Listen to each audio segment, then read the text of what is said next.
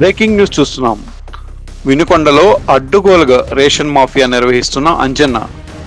ఏంటని అడిగితే అధికారులకు ఎవరు మామూలు వాళ్ళకి నెలకిస్తున్నానని వినుకొండలో చెట్టు కింద నీతి వాక్యాలు. ఒకవైపు చంద్రబాబు, నాదెండ్ల మనోహర్ రేషన్ మాఫియాని అడ్డుకోవాలని అధికారులకు ఫుల్ ఆర్డర్స్ ఇచ్చారు.